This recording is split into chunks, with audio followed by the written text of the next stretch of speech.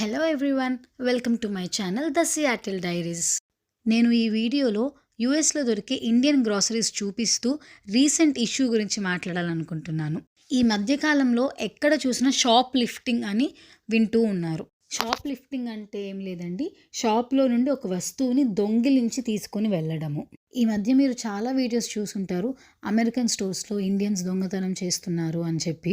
ముందుగా ఒకటి క్లారిటీ ఇద్దాం అనుకుంటున్నాను, ఇండియన్సే కాదండి, వేరే ఇంకేదైనా కంట్రీ వాళ్ళైనా, అఫ్కోర్స్ అమెరికన్స్ కూడా షాప్ లిఫ్టింగ్ అనేది చేస్తున్నారు. మరి ఎందుకు ఇండియన్స్ మీద ఫోకస్ చేస్తున్నారు? ఇండియన్స్కి అయితే ఇలా ట్రీట్మెంట్ ఇస్తారా? ఎక్కడ చూసినా ఇండియన్స్ దొంగతనం చేస్తున్నారు అని టైటిల్ పెడుతున్నారు అని మీరు అనుకుంటారు. ఇండియన్స్ అనే కాదండి, ఎవరైనా, ఈవెన్ అమెరికన్స్ అయినా ఇలాంటి పని చేస్తే ఇక్కడ ట్రీట్మెంట్ ఇలానే ఉంటుంది. అయితే అమెరికన్స్ ఏంటి అంటే, పోలీసులు వాళ్ళ దగ్గరికి వెళ్ళి, ఇదిగో మీరు ఇలాంటి పని చేశారు, మిమ్మల్ని మేము ఇప్పుడు పోలీస్ స్టేషన్కి తీసుకువెళ్ళాలి అని చెప్తే వాళ్ళు దాని గురించి డీటెయిల్స్ కనుక్కొని వాళ్ళు వెళ్తారు పోలీసులు. మన వాళ్ళు ఏంటంటే, వాళ్ళను కొంచెం బ్రతిమలాడుకుందాము, మనల్ని వదిలేస్తారేమో అన్న ఆలోచనలతో వాళ్ళని బ్రతిమలాడుతూ ఉంటారు.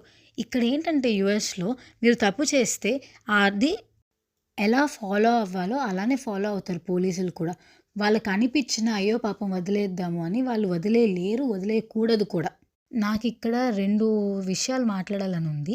ఒకటేంటంటే, యూఎస్లో మార్ట్స్లో సెల్ఫ్గా వెళ్ళి మనం ఏమైతే కొనుక్కున్నామో వాటిని మనమే స్కాన్ చేసుకొని ఎంత డబ్బులైందో ఆ డబ్బులు కట్టి మనం వచ్చేయచ్చు.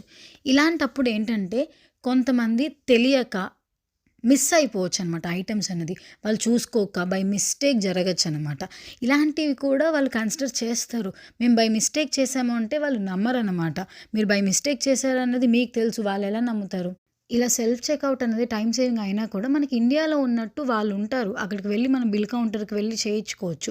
అది బెటర్ అని నేను అనుకుంటున్నాను. అక్కడ కూడా బిల్ కౌంటర్కి వెళ్ళిన దగ్గర కూడా మన కార్ట్ మొత్తం ఖాళీగా ఉందా లేదా, మనం అంతా బిల్లుకి ఇచ్చామా లేదా అన్నది ఒకసారి రీచెక్ చేసుకొని మనం బయటికి వెళ్ళడం బెటర్. ఇంకా రెండోది, కావాలని దొంగతనం చేయాలనుకునే వాళ్ళు ఉంటారు.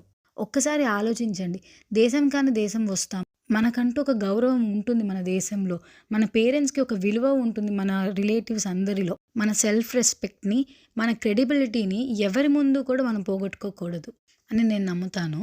ప్లీజ్ జాగ్రత్తగా ఉండండి అందరూ. Please like, share and subscribe. జై హింద్, జై భారత్. Bye bye.